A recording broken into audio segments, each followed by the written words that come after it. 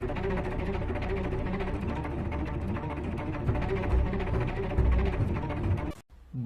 kayo sa akin. Bantay kayo sa akin. Bantay kayo sa akin. Basta pagka magloko-loko, ayaw ko nang makita pa nakatindig isa.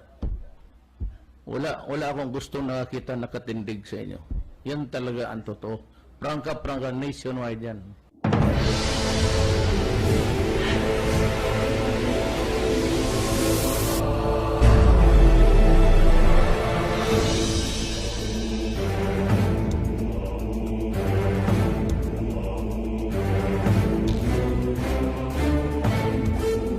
Muling binira ni Pangulong Rodrigo Duterte si Senator Laila De Lima. Sigurado raw ang Pangulo na makukulong ang senadora dahil malakas daw ang ebidensya ng gobyerno na magdidiin sa kanya sa bilibid drug trade. Hawak na raw ng DOJ o ng Department of Justice ang mga bank deposit slip ng di manoy lipatan ng drug money mula sa bilibid. May report si Joseph Moro. Who brought in the narco politics? It is here already. You elected a senator, kayong mga Pilipino, na who was into narco politics.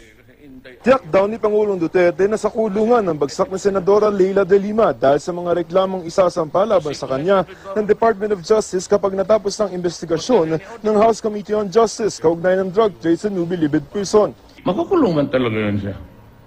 Sigurado yan because of the testimonial evidence. Ayon pa sa Pangulo, panglihis lamang sa isyong pagpapalutang ni De Lima sa umano'y miyembro ng Davao Death Squad na si Edgar Matubato sa pagdinig ng Senado. Sabi ng Pangulo, baka raw si De Lima ang may dapat ipaliwanag sa umano'y ugnayan niya sa convicted carnapper na si J.B. Sebastian na sinabi ni De Lima na isang government asset. When you were Secretary of Justice, you admit that you went to the Cubol?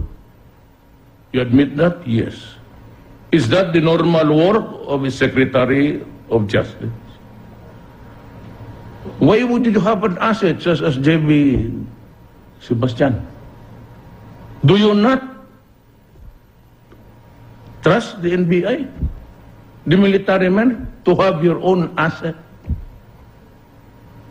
What was that asset? Was it a sexual asset or a source of information? Kasunod raw na napanood ng Pangulo ang di umano'y sex video ni De Lima. Every time I view the video, I lose my appetite. Wala ang gana ko sa kanya. Ayon kay Justice Secretary Vitaliano Aguirre II, handa na raw sana si Sebastian na tumistigo sa investigasyon ng Kamara. Yun nga lamang, ayaw raw magsalita ni Sebastian tungkol sa umunoy koneksyon ni De Lima sa bilibid drug trade. Ayaw niyang umamin pagdating dun sa illegal drug trade. Pag ayaw niya makapag-cooperate, then he could be sure that he would be one of the respondents. Nagpadala na rin daw ng feeler si dating Bureau of Corrections Chief Franklin Bucayo. Habang si Junel Sanchez na dati raw aide at sinasabing bagman di umano ni De Lima, handa na raw humarap sa pagdinig. Gusto rin daw sanang ipatawag ni Aguirre ang dating driver bodyguard ni De Lima na si Ronnie Daya na hindi pa mahanap sa ngayon. Pero kung si Aguirre raw ang tatanungin, sobra-sobra na raw ang hawak nilang testimonya laban kay De Lima. Yung tungkol sa mga testimonial evidence, sobra-sobra na eh.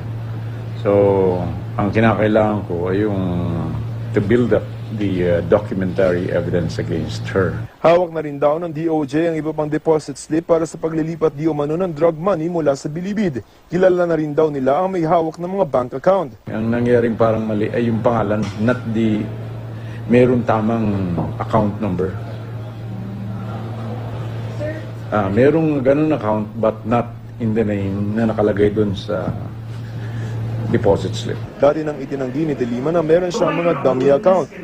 Usapang investigasyon na rin lamang daw ayon sa Pangulo, inatasan na niya ang kanyang mga abogado na sumulat ng mga imbitasyon sa European Union, United Nations, maging sa Estados Unidos para pumunta dito sa Pilipinas para imbestigahan ng umano'y extrajudicial killings. Walang petsang ibinigay ang Pangulo kung kailan ito may papadala. Open investigation daw ang gusto niya. Doon daw niya gigisahin si De Lima. I'd like to show to you a video. There is a portrait that you call Who is the man? Of course, you here. Who is the man portrayed there? Was he the one in the cabal or the one who was driving you? O di ba ka, ano? You know, in the search for truth, no holds barred yan. Joseph Morong, GMA News. So I am with the press. So what would be the most maybe relevant or pertinent to talk about? Naturally, it would be about press freedom. Press freedom, ang antithesis noon is censorship or outright banning. Just like in the dictatorial countries, autocracy, wala yan. It's anathema yung press freedom. In the Philippines, you have a freedom that is, you can print what you want, label anybody what you would like to do, and slander if you want, because nobody would take you to action, because it will just be a waste of time in court. Always sa gobyerno sinasabi sa amin na the balm of clear conscience would erase everything. Though it does not really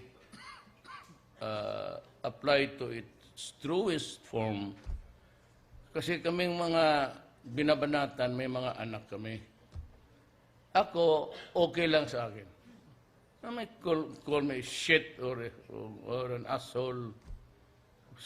But ang walang ano yan, ang inyo, kung baliktarin natin ang inyong mga anak, ang medyo nasasaktan. That's the only problem about natitingin ko. Because as President and all others in public office are public properties. So wala tayong ano niyan. You have to bear it, but there is that fiction that you are elected as President, Mayor, Governor. But in the end, at the end of the day, it does not really... Nilululog mo yan at your only reward is that you have served your country. And in the estimation of everyone, if you have served well, at least those who know you, eh, maganda. Pero hanggang dyan lang. Now, itong sinasabi ni, I am inviting everyone who wants to know about the extrajudicial killing issue. Ang akin lang, extrajudicial issue is directed at government. It is not directed against an NGO. It is not directed against a civilian. Always, yung issue ng extrajudicial killing is always addressed to the government to take care that the government does not abuse and kill, maim, or silence the press. Yan. Ngayon dito sa atin, walang nagpipigil. The reason why, even if you know that a certain publication that would issue tomorrow will be full of lies and libel and scandal and whatever, you cannot prevent its printing. That is censorship. So that is freedom of the press. If I am a commentator and I go to my station with a prepared of personal and political attacks, official, hindi mo mapigilan ang tao. And they always say, there are laws of libel and slander where you can seek refuge, where you can take some measures of redemption. But in truth, wala talaga yan because even to just file a case and to set it for preliminary hearing, and then you go back and forth, and then it goes to the court, and because of the backlogs of thousands of cases, you might be able to have the first hearing this year and the next year, the next hearing. So, what would be the point? The point is, sabihin mo na lang, well, if that is your truth, fine. Believe it.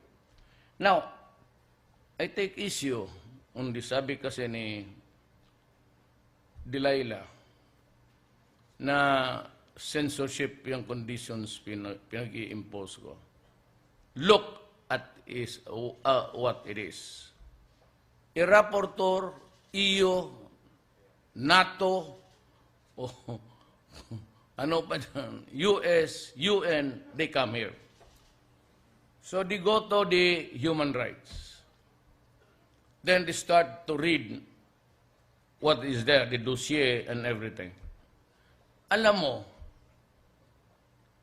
rightly or wrongly, it started with politics. Because I have always been a hardliner when it comes to the penal laws. Alam mo kasi, just like what happened or what is happening, I hope there's a change of heart.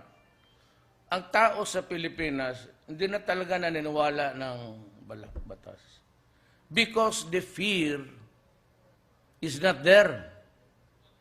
And that is why I said, give me back the death penalty. Sabi naman itong mga bleeding hearts and the priest and all, mayroong death penalty noon, wala man rin. Wala nangyari. As a matter of fact, we never executed except Icharagay. And that's about it. Kasi wala. Then I can simply say, hindi tumalab yung death penalty noon kasi hindi inimpose. Every president along the way would just say, one, because of the Catholic Church. Second, the bleeding hearts, because only God can kill. Ang problema niya na I ask you, what if there is no God? So we allow the criminals. And yet because there is a God, in all karamihan sa atin dito, ngayon kung walang Diyos, and we are here in this earth, in this planet, supposedly made by God. So where is thou God? When a 1-year-old, 18-month-old baby taken from the mother's arms, brought under Egypt and raped and killed. So where is God? And in Syria, women and children, and women who do not have want to sex with the ISIS, they are burned. So where is God? My God, where are you?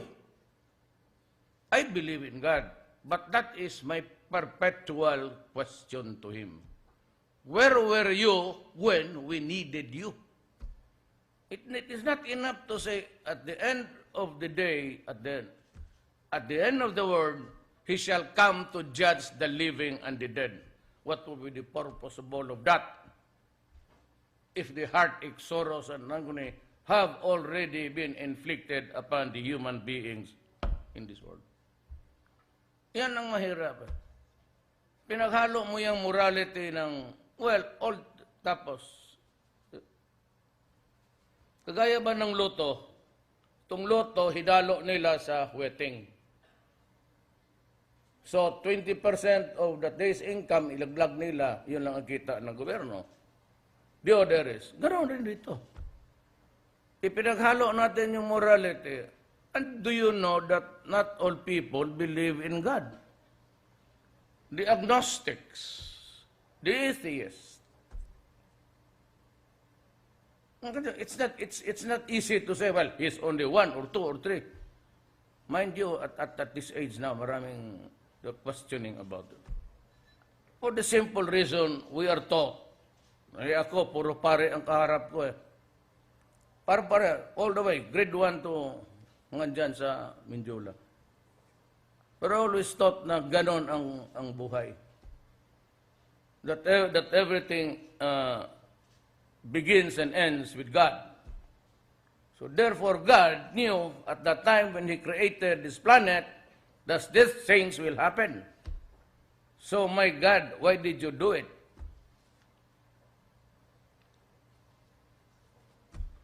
Yung censorship, sinabi ni De Lima, what I'm asking is this. I will submit to all forums in this planet.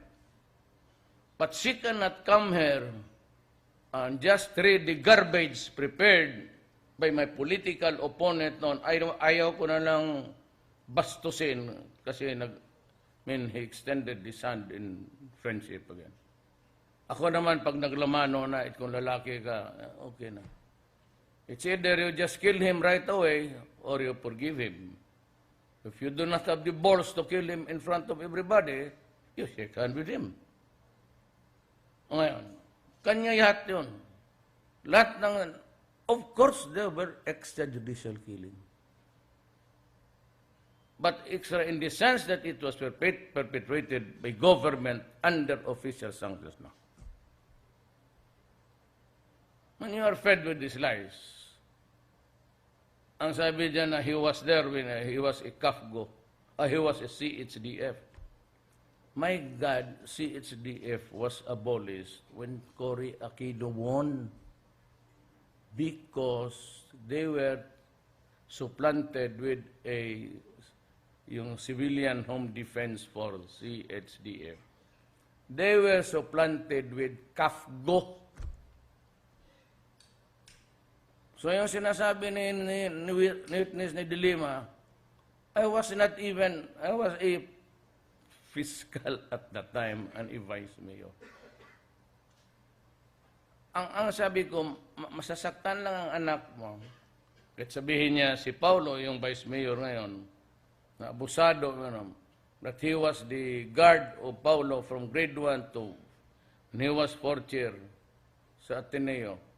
Paulo never studied in Ateneo because the Philippine Women's is just about 1 block away, 2 blocks away from around. Walang sa mga anak ko, unang lahat yan sila nung San Beda lahat yan, including the youngest. Inday, walang nag-security kasi Inday ayaw yan. Ayaw yan sinusundan. Ewan ko ba hanggang ngayon. Nag-aawayan sila ng PSG kasi ayaw niya. Simple ayaw niyang ganyan mo siya. Yung youngest, I insisted because maraming karibal. Mga artista pa ang girlfriends. Well, I saw the girl, she was there. Beautiful.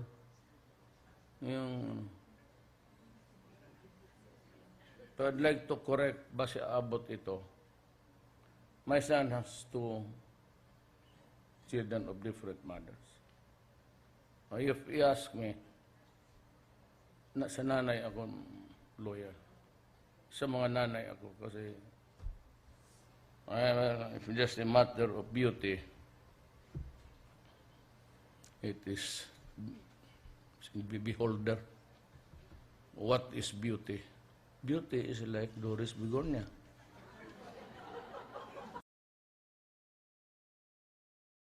About cosmetics. But beauty, heart, deep in the heart ka. Yan ang beauty. That's the beauty of a deal with your fellow man, fairly, squarely, give everyone his due.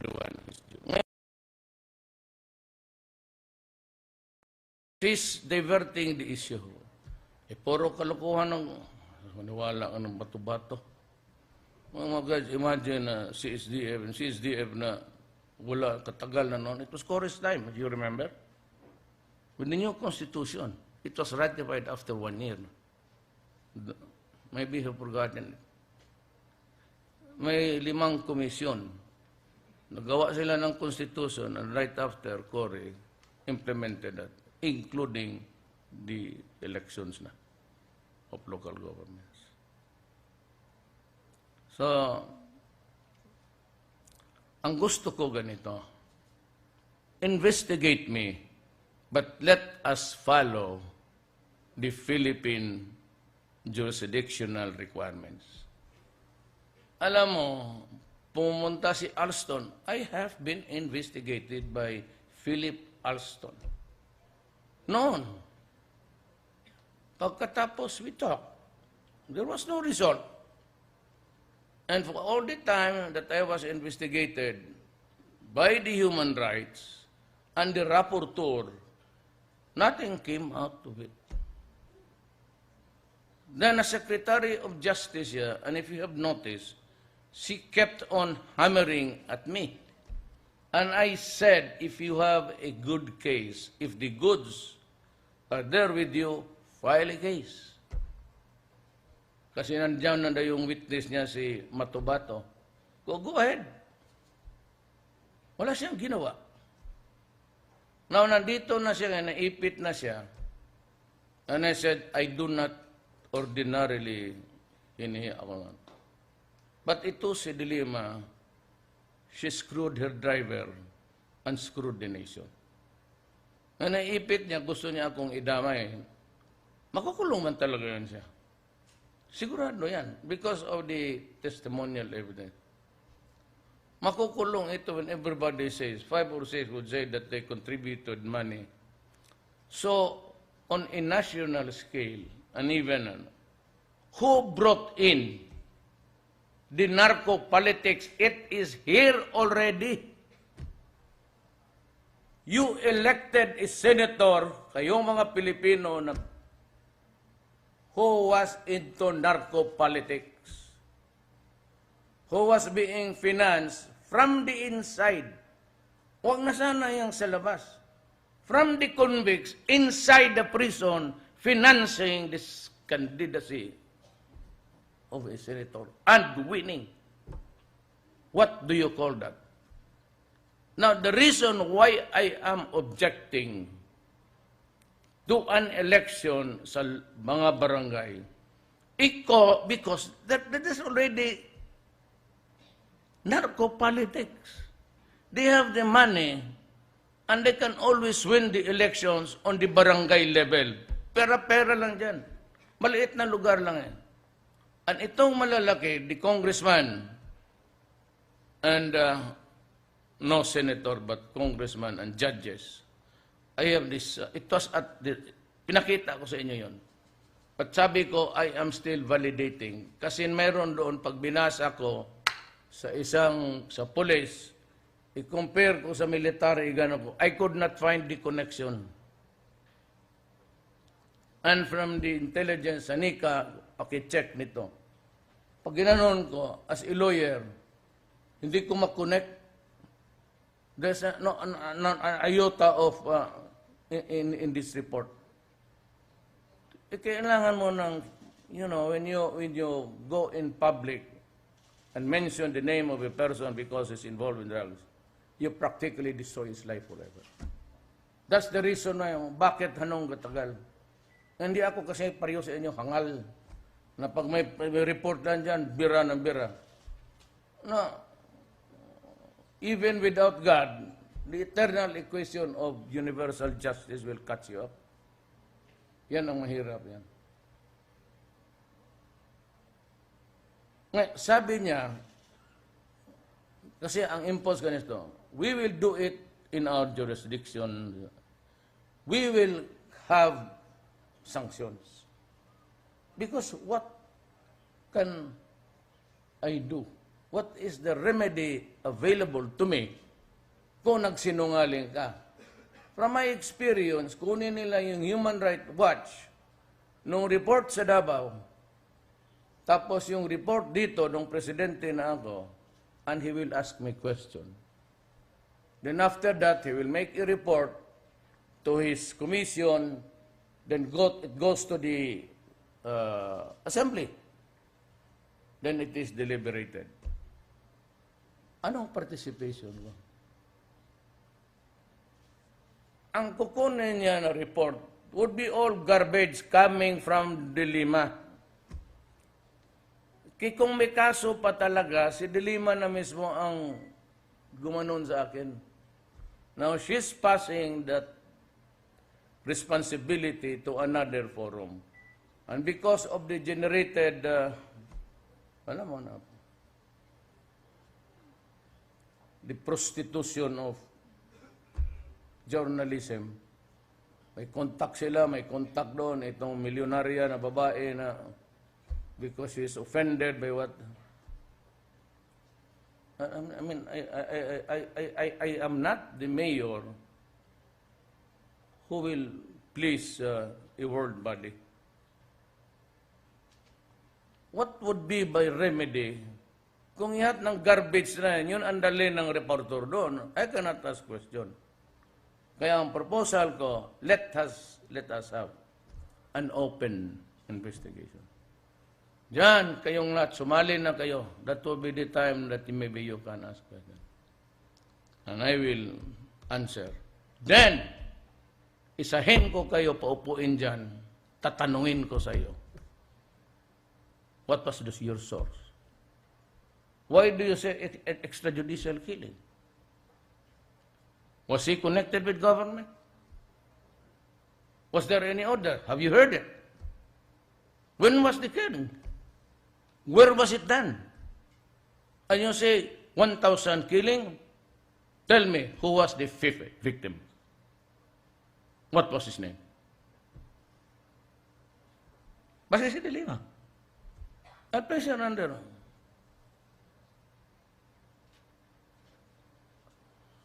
Madali lang man yan. You are a senator. Yes. When you were Secretary of Justice, you admit that you went to Dicobol? You admit that? Yes. Is that the normal work of a Secretary of Justice? Why would you have an asset such as J.B. Sebastian? Do you not trust the NBI, the military men, to have your own asset? What was that asset? Was it a sexual asset or a source of information? And why you have to do it at 4 hours? In the meeting after, yan ang tanong ko. You studied for 4 hours, what did you do? Discuss the drug situation. And after discussing the whole of 4 hours, the whole of 4 hours, you were discussing only the drug situation inside the penitentiary.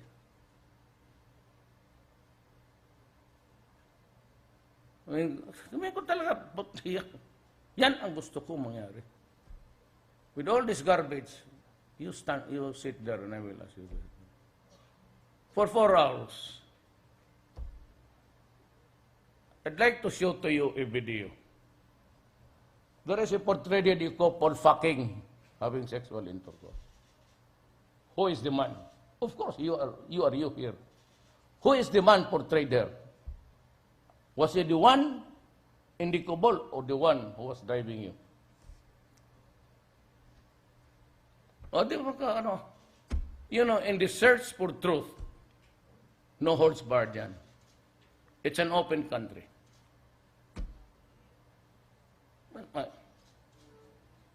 Have you heard this guy, this police, when he shot? Bang, bang! Oh, utos ni Duterte yan. Ito ang critical ngayon. As that in Davao. You know, kanina pa ko nakatingin siya, just relax there and take it easy. Find this it. It's okay. Yeah, hindi ako federal. Politiko lang ang umupo. General. Ngayon yan. I remember when I was yung Raha Suliman, called the port of Davao.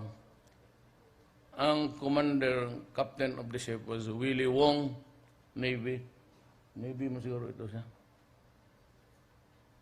Tapos yung nandiyan na, umakyat ng bisita. I was ushered to the lounge dyan sa labas. Si Toto Goles, siya yung deputy. Pag-upo namin ni Willie, Admiral, retired. We talked about for 4 hours. Si Toto, nakaganon lang.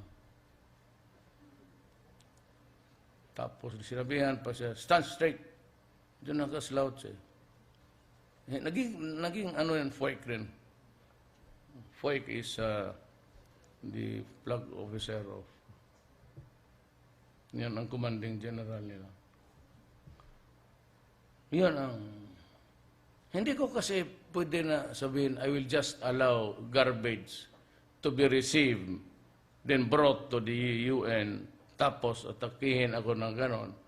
Makabastusan talaga tayo. Sinabi ko. Kasi garbage yun eh. I could not even check kung sino yung... When I was governor, wala kaming security. When I was mayor. Why? Because when my father was governor, he never allowed it for us. Years 56 to 57, my father was the governor of Davao City. It was only one. He would not even allow us to sit in his car, even if it is parked. Natapos na lang siya sa ita. I never rode. We were never allowed to ride in a government property. Yan ang tinatawag delikadesa. Wala akong inassign. Except for if yung bombing noon sa airport. Kasi nga may nangmatay, tapos, retaliation. That's the one that happened in Davao. I knew that it was going to explode. But I have to do my job. The Abu Sayyaf were decapitating people like they were just fowls and pigs and goats. And there will be no talks. Tama ang armed forces rejecting a amnesty for. I will never. There will never be an amnesty for so much. Yan ang So everybody who will testify, they can call the rapporteur, can call anybody from the defense secretary down to lahat, pati yung PNP. Walang gagong magpatay, binabalot pa. My government is not into business of making mummies. Nang balutin mo ng plastic parang mummy, why do you have to do that? If you really want to kill the idiot, you just simply kill him with one bullet in the head. Yun yung mga torture. They forgot itong kayong mga, is there any United Nations dito sa international press? Nakalimutan ninyo na there was an organization, a criminal syndicate, marami kanya-kanya, before I came in. You know very well na ang mga involved, mga pulis, pati mga general, alam ninyo na kung magsalita yung paghuhuli at mag-gather mo isang crowd and they will testify, they will go down to hell. Did you ever think for a moment that these guys are criminals? And you want us now pictured as one? Meron. There are legitimate. At saka ganito, ang bunganga ko is all that matters really. In Davao City, I said to all criminals, go out of my city because if you don't, I will kill you. If you destroy this city, which is making good already, business is now in blossoms, then you fuck it, then we go down again. Kaya sinabi ko, umalis kayo. Totoo yan. Dito, pagka-presidente, sabi ko, do not, end the campaign, you were there, Doris, lahat ng kampanya nandoon kayo, publish it. Get the tapes and announce it. Huwag ninyong sirain ang bayan ko kasi papatayin ko talaga kayo. Huwag ninyong sirain ang mga anak namin. Do not destroy this generation because I will kill you. Because if I don't interdict now, harshly, I would have compromised the next generation. Anak ninyo, pati mga apo ninyo. Because narco-politics is here already. Ang isip na, men judge best when they condemn. Basta lang siya may patay, pag walang suspect, extrajudicial killing. Ganyan nangyari sa Davao. Anak ka na. Now, tell me. Ito si Dilima. Pati yung raportor. Tingin iyo. Is there something wrong when you threaten criminals? Ito nga. Is there a provision in the penal code of the Philippines, the revised penal code, which says that it would be a criminal for a mayor or a president to threaten criminals? Yan ang mahirap eh. Pagbasa ng gano'n, may nabasa ako doon sa iyo that he has been heard threatening criminals without a few wins. Kaya sabi ko, stupid. Sabi ko, fool eh. Why? Meron kayong ditong representative. Ask him first before you insult the president. Kasi hindi ako. I am I. But I am not the Republic of the Philippines. Pagka tinitira mo ako, hinihiya mo. Bakit hindi mo tanungin? Could you just a lawyer there and find out if there is really a criminal thing when a mayor, a president? Bakit sila? Ang Amerika and Britain. They warned Iraq. I don't know what was that warning. But they went inside Iraq on a pretext, excuse, reason, that there were weapons of mass destruction, only to find out that there was none. And yet they destroyed a nation. Pagka-hipokrito nitong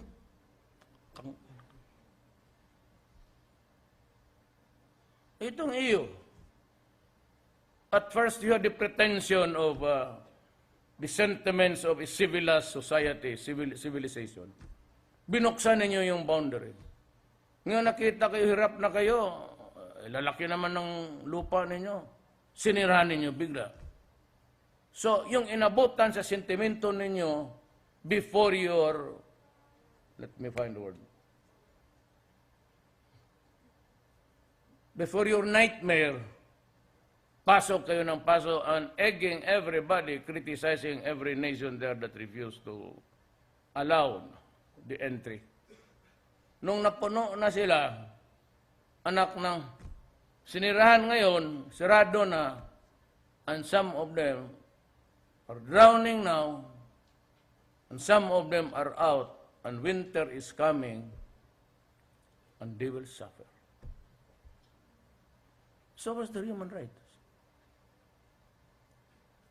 Australia,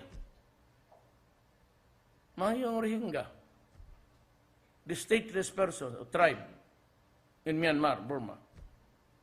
So, they traveled to Indonesia. Anong ginawa? Nakuha ng barko, tinulak ulit doon sa dam. God, here I am killing the criminals, assuming it to be true. You guys, what the hell happened to your values in life? Puro man kayo Kristiyanos dyan.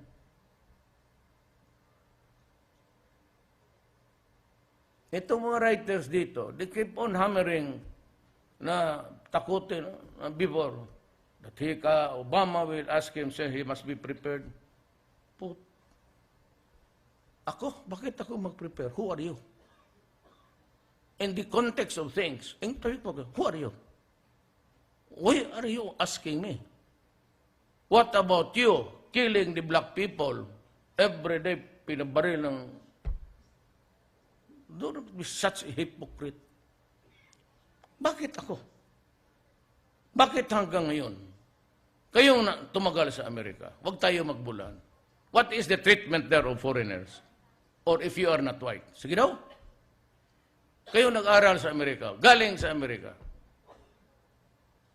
Tell me straight. Walang bulan. How are you treated there in America if you are not white? So, sabi ko nga, people judge best, especially when they condemn. Ganon ang Amerika. Sige siya turo sa akin, Tsagan Duterte ka, pati siya, hindi niya ang kinakain niya. Tapos matakot lang ako, sabi na, why?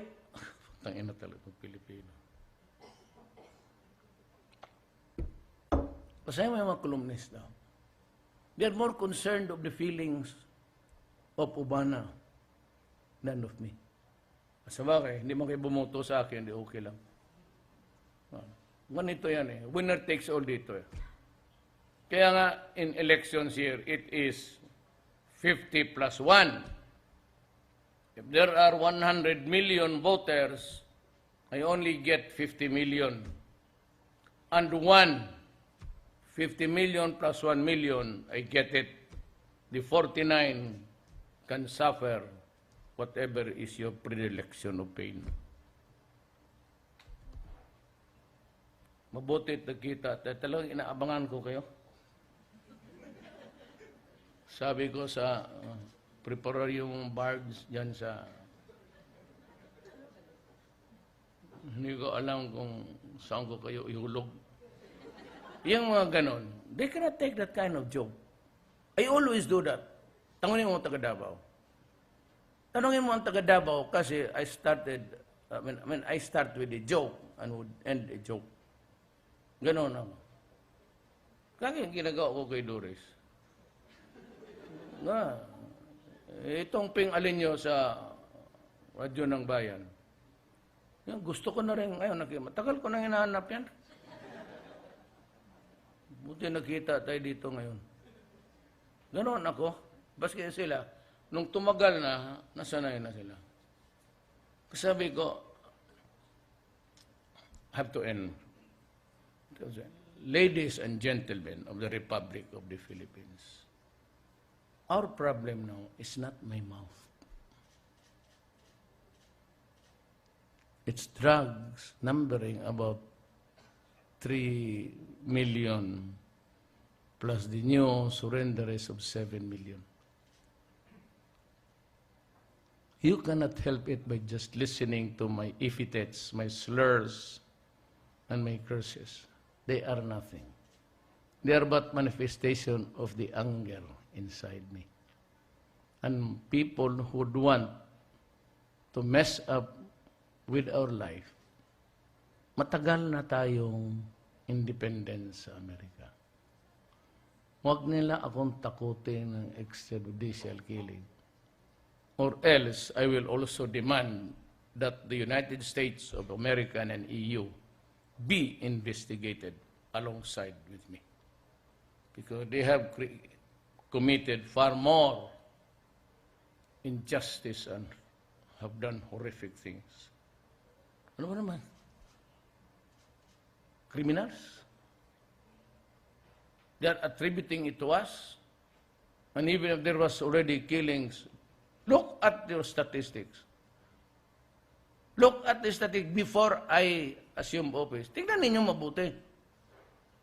Then that would make you a good journalist because you are fair, factual. Bilangin mo. Bilangin mo. And if there were no killings, this is official, I will resign tonight. Come back here. I'll give you my resignation. Hindi ako hangal itong presidente. Ayaw ko nga. To tell, ayaw ko. Hindi ako sabi ko, I'm staking my life, my honor, and the presidency. Yan. To all of you, EU, Obama, United States. Pinoposta ko, buhay ko, honor ko, pati itong pagka-presidente. Wala akong ilusyon dito. As a matter of fact, well, of course, were it not for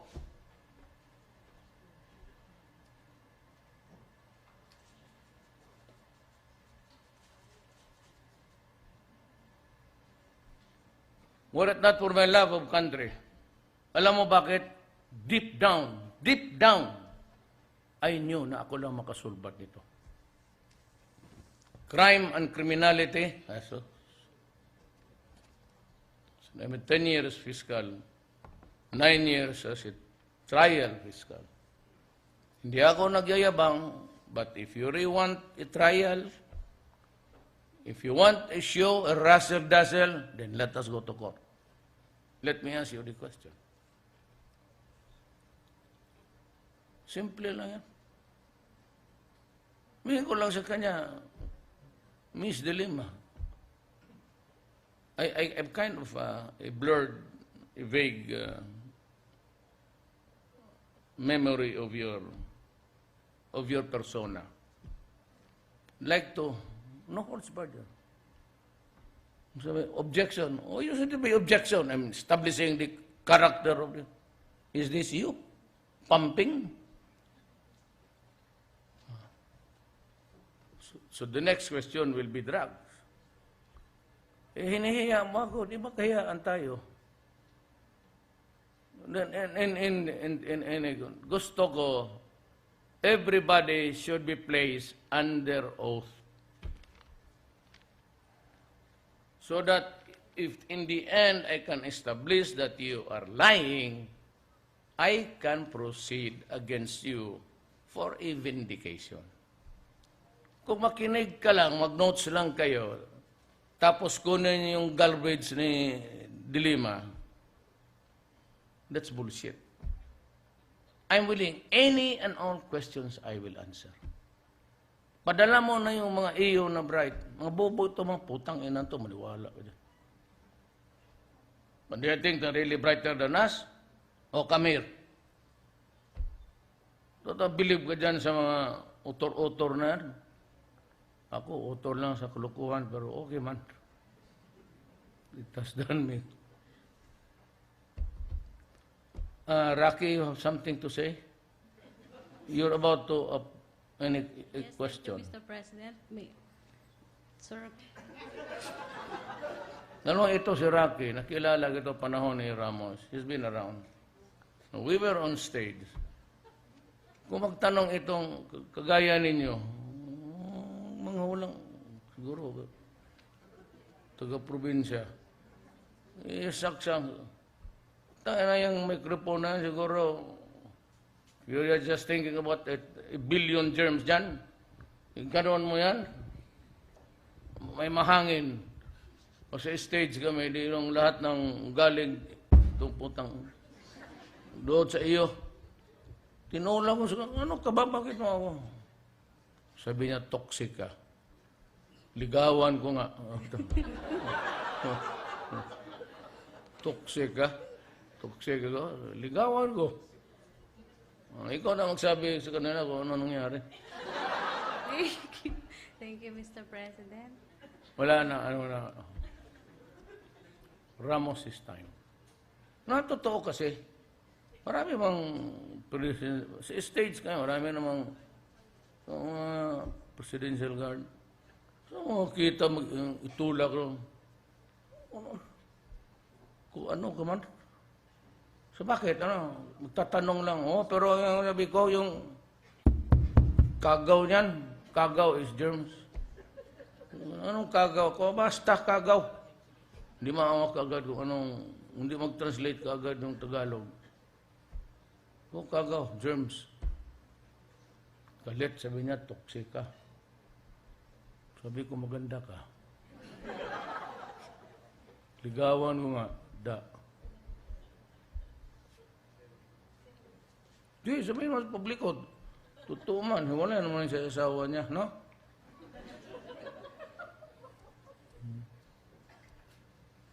Together again. De. Good boy na. Ano yung asawa ko dyan sa kabila. Good boy ako.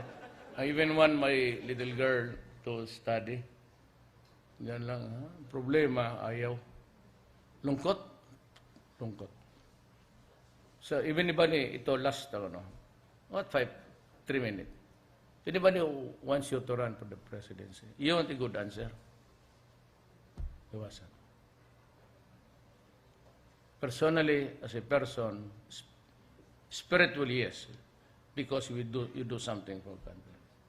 But if you want a life, mayor ang maganda. Saan si mayor? Manila. Dito sa Manila. Nandito ba si mayor? Wala. Lumipad na doon sa Davao. Dito. After this, I have to meet President Estrada. Then I have to meet the Tiamson and the communists.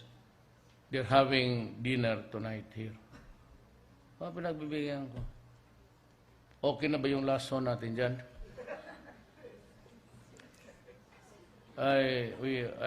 They will break bread with me.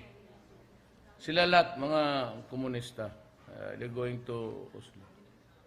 Look, itong kayong mga military, minsan kasi sila, I've heard that there are rumblings about, kasi natural enemy. Marami ring patay military. And I told them that, you know guys, I am a president. I am your commander-in-chief. Yes. That's a title for war. Unfortunately, I am not a wartime president. My main job, my main task is really to seek peace for my land.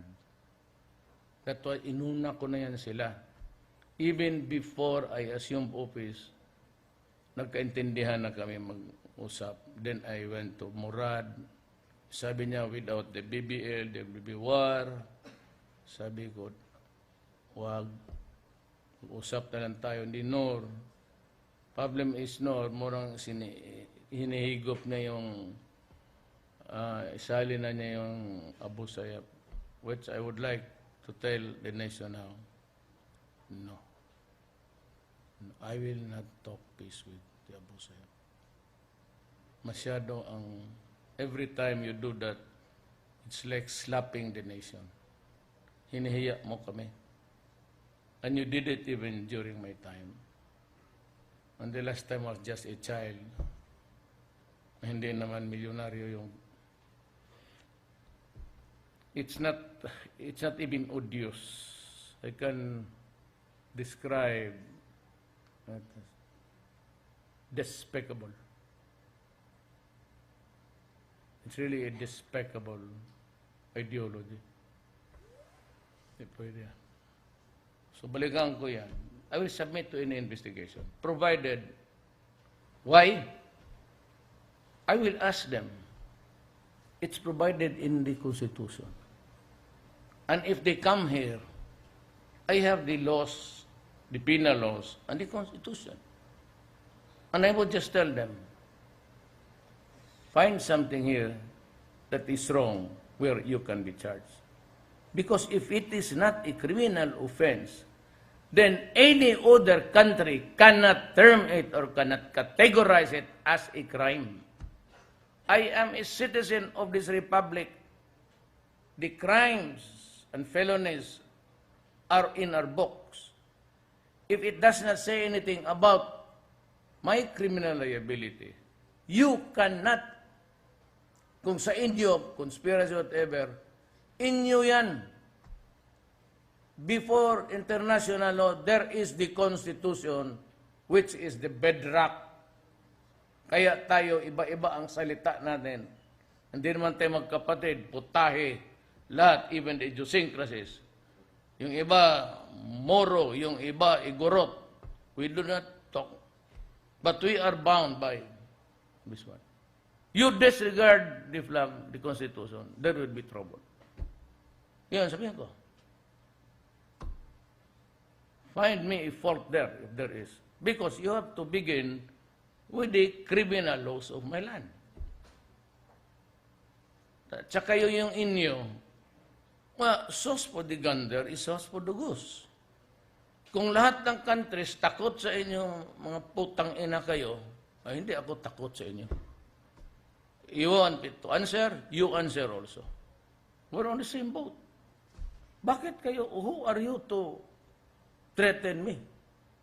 Nasabihin nila more, the standard and morals of the grade lowered us to a BBB borrowing potential then.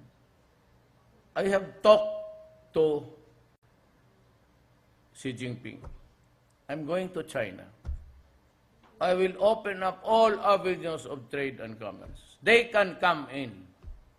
And kung wala pang panahon, because I could not amend the Constitution right now, then I can give them 60 years, plus another 60 years.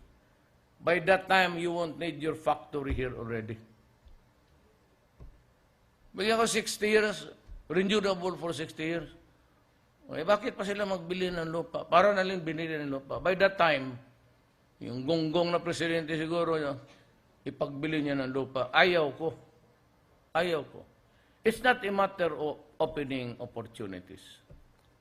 It is not really a matter of to hinder investment. It's a matter of principle for me. That my land should only be for my people. I've been talking with Prime Minister Medvedev. Nag-one-on-one man kami doon. Wala nakaalam noon. And I said, nag-one-on-one. Matagal kami. Sabi ko na, I think I'm about to cross the Rubicon between me and the United States. At least for the 6 years. I would need your help in everything. Trade, commerce, and I will open up. Kaya lahat kayo yung lago ako dyan sa communications, even dito sa, I'm surprised because, alam mo, pinutol nila yung shipping Davao, Manila. Alam mo, ang mga taga-probinsya, pag nagpunta yan ng Manila, may mga relatives dito o mga anak nila nag-aral. Nagdadala talaga yan. Itlog, manok, pagkain. Ngayon, limitado lang sila isang upuan. Tapos may mga ano pa dyan na pinapalagad even if they suffer from disabilities. Kung ganon kayo, not in my time. I'm calling all the airlines. That's your obligation. It is not really na magbayad ka pa ng wheelchair. Because when you open to the public and sell tickets, walang sinasabi niya kung ikaw ay walang paa o walang ulo o maakyat sa aeroplano, magbayad ka pa. Wala. You provide everything. Or public convenience. Kailangan. You behave. I have 6 years to go. I'm only there for about 3 months plus. You will be sad. I will see to it that you will be sad. You go bankrupt, I do not care. I'm gonna invite China and Russia put up in your airliner. You observe, not even respect. You observe, not even courtesies. Lahat kayong malalaking negosyo, especially serving the public, observe humanity. Maraming salamat po.